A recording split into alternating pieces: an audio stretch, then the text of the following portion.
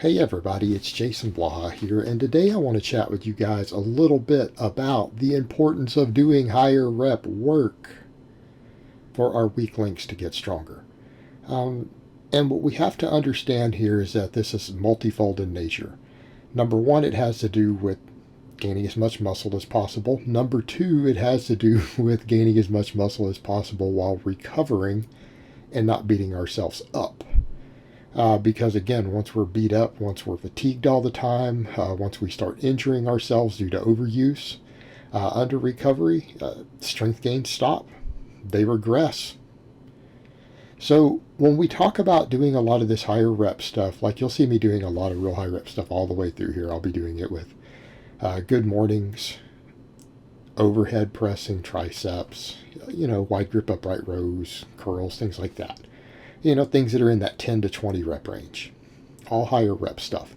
So we get into the question of why. Does it have to do with a hypertrophy rep range? No, not at all.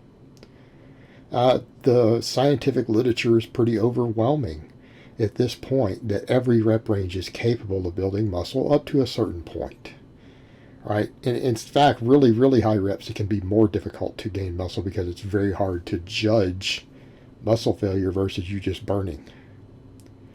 So we could make the argument with really high reps that they're not necessarily as conducive as even really low reps for gaining muscle. So people will argue about that all they want. Well, I'm not going to put anyone on a program that's nothing but 30 and 40 reps. Okay, you're not going to find that particularly productive because you actually have to take the most sets pretty much to muscle failure, right? To even see what we would consider to be the markers of muscle growth. And it's not to say we shouldn't do those. I have 30 rep sets I do on certain movements for restoration purposes. But when it comes to building muscle, all rep ranges build muscle. That's not the point. All rep ranges build muscle. What we're looking at is efficiency and recovery. And particularly when we consider the fact that most of us who are strength athletes are already lifting heavy. Now, in the context of the way that I train using conjugate, we're maxing out every week. And we're doing dynamic effort work, which is a form of compensatory acceleration. So we're training for both maximum strength, not triples, not fives. We are talking 1 rep maxes. Right? So we are training maximum strength already. And then dynamic effort, which trains maximum speed. And then I do plyometrics and stuff with it too. So we're getting those elements. Like we're not as concerned with the other performance elements involved with a lot of low rep training. Right? It's not necessary to do a bunch of low rep training if you're already maxing out. You're already getting your strength. You're already getting your intramuscular coordination. You would be better off gearing 70 or 80% of your training at that point towards higher volume training. In other words, what someone like Louis Simmons says, I want to get as strong as possible with the lightest weight possible. Now, when he says that, people are like, well, why does he still have people max out? Because you still need to max out. Maxing out is how we test strength. It's also how we develop intramuscular coordination. It's also how we learn how to strain. Right? A lot of valuable skills that come with it. We're not building our strength there. Where do we build our strength base? Off hypertrophying the important muscles. Okay? If your triceps are weak, you need to hypertrophy your triceps. Okay? If you want your bench to go up or your overhead press. If your hamstrings are the weak link in your squat and deadlift, you need to hypertrophy your hamstrings. Okay? A bigger muscle has more strength potential. I don't want to say a bigger muscle is a stronger muscle because it may not always apply in the context of a big movement. So let's put it a different way. A bigger muscle has more strength potential than a smaller muscle. It's like car guys will understand the expression, there's no replacement for displacement. Okay, so the question becomes, what's the most efficient way? Well, just do a bunch of volume. A bunch of volume that we can recover from. Right? It's harder to recover from really heavy weights. So if you come in and do a bunch of 3s and 5s, it beats your joints up more. It's harder to recover. Now, the argument is made, but it does develop a little more strength. when it's been studied. Like if you build the same amount of hypertrophy using lower reps versus say 10s, in human studies, what happens? You get slightly more strength with the same muscle growth if the total volumes and things are equated. But with higher reps, we don't get beat up as much. And we come over to that point. Do you really think doing 6 sets of 5 is going to make you stronger in terms of intramuscular coordination if you're already maxing out the same weight? Probably not. It pales in comparison in terms of the training stimulus. Right? Your max effort work handles that. Your really heavy work handles that. So we come back over to the point of where we're just trying to build muscle. And if we're in shape, we have a high work capacity. Okay, so if we're already conditioned and we're doing our conditioning work and GPP work, we all have good work capacity already. We can come in and do higher rep work, 10s, 15s, 20s. Okay, we can do these things and they don't beat us up. They're very fatiguing while we're doing them. In other words, doing a set of 20 in the middle of doing it to failure versus a heavy 5 rep set feels harder. But it's less fatiguing. And then we can do a lot of smaller movements and come in and just build everything up. It's easier to recover from doing a bunch of sets of 10 to 20 for all the muscles of the squat than it is to come in and try to high rep a squat out. You'll recover a lot faster.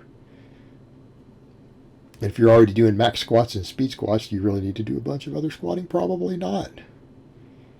You can come in and do smaller movements to build all the weak links up, and particularly putting the focus on the weakest muscles, because a squat, just like every other big movement, doesn't develop the muscles evenly involved.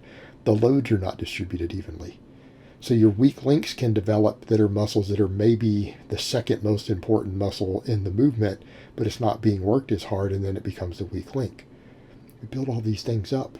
It could be support musculature that's really limiting your maxes, right? If your upper back is a weak link, your upper back's not always going to build up just from squatting. So we need to thicken all that muscle up, give ourselves a more stable shelf to set the bar on, to manage to keep our torso more upright. Okay? Keep that upper back stronger, you'll have a better squat.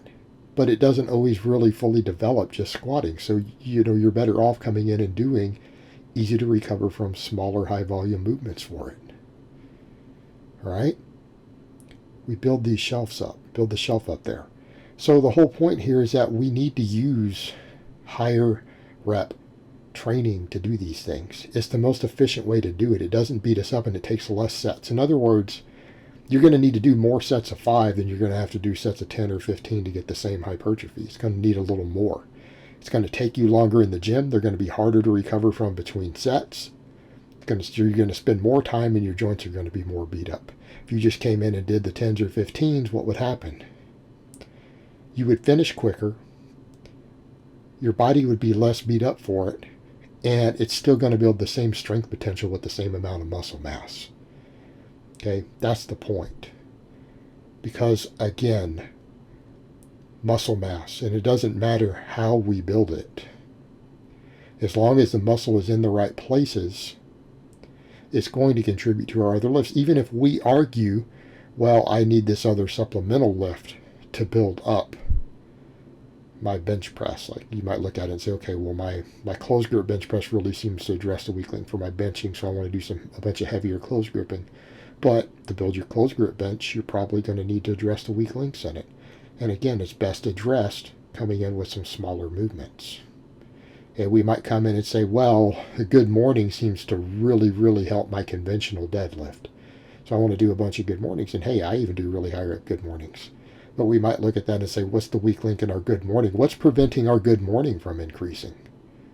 Is it your upper back? Is it your hamstrings? Well, you might want to come in and do some really high rep work that's easy to recover from those muscles. Because even at a certain point, it's hard to recover from 275-pound good mornings for sets of 20. Right? If you're up here level I'm at, it's exactly what happens. But it's a lot easier to recover from a glute ham raise. And the good morning is actually a fairly easy exercise to recover from, don't get me wrong. But there are other exercises that can address the weak link in the good morning that are easy to recover from. Okay? The upper back is weak. We could come in and do some extra upright rowing. things like that, right? If your hamstrings are weak, glute ham raises. Or if you don't have access to that, hamstring curls, right? You can come in and do these other movements to hypertrophy the weak links, even in your other supplemental lifts. And then we get some movement variation. Then we get around some of our adaptations so we can keep progressing. And we do so in a way that we can recover from. Using a variety of rep ranges allows for us to have better recovery throughout the week. Alright guys, well that's really all I have to say on that today. I hope it's been informative, and I will talk to you guys next time.